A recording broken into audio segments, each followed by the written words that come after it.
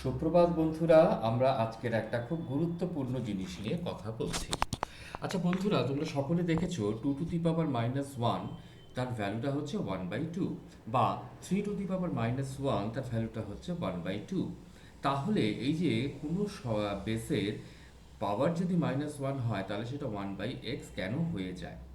আসুন বন্ধুরা, এটা একটু দেখে নেওয়া দরকার। ধরা যাক 2^4 মানে কত? 16। এবার 2^8, আমরা হচ্ছে এটাকে ছোট ছোট ছোট ছোট করে এগুলো একটু বিচার করে নিই। 2^³ মানে কত হচ্ছে 8, 2^² মানে কত হচ্ছে 4, 2^1 মানে কত হচ্ছে 2, এবং 2^0 মানে কত হচ্ছে 1। এইটুকু আমরা সকলেই জানি। ঠিক আছে, এখন দেখো এই জায়গাটা দেখো, 2^4 মানে কত হচ্ছে 16। এবার 4 থেকে কমে কত হলো? 1 কমলো। এইখানে দেখো কি হচ্ছে, ভাগ হয়ে যাচ্ছে 2 দিয়ে, তার রেজাল্টকে। একই রকমভাবে 3 থেকে 2 হচ্ছে পাওয়ার, মানে 1 কমছে, তাহলে 8কে 2 দিয়ে ভাগ করলে কত হচ্ছে? সেটা হয়ে যাচ্ছে 4।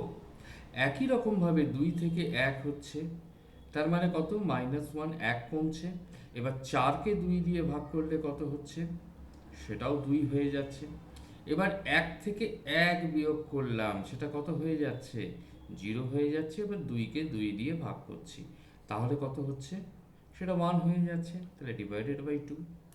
এইবার 0 থেকে যদি আমি 1 মাইনাস করি তাহলে কত হচ্ছে? 2^-1। এবার 1কে যদি আমি 2 দিয়ে ভাগ করি সেটা হয়ে যাচ্ছে হাফ। তাহলে এই কারণের জন্যই কিন্তু কি হয়ে থাকে, এই কারণের জন্যই কোনো বেসের পাওয়ার যদি -1 হয়ে থাকে সেটা 1/2 হয়। এইবার যদি পাওয়ার -2 হয়ে থাকে তাহলে কি হবে? তাহলে তার স্কোয়ার হয়ে আসবে। এটুকু ক্লিয়ার হয়েছে? এইবার ধরা যাক বেসটা আমি 2 নয়, বেসটা আমি 3 করলাম, তাহলে ভাগটা হবে 3 দিয়ে। এবার বেসটা হচ্ছে 4 করলাম, তাহলে তার ভাগটাও হবে কি দিয়ে? 4 দিয়ে। বেসটা যদি 5 হয় তাহলে ভাগটাও হবে 5 দিয়ে। আশা করছি জিনিসটা পুরো ক্লিয়ার হয়েছে। সকলে ভালো থাকবেন, ধন্যবাদ।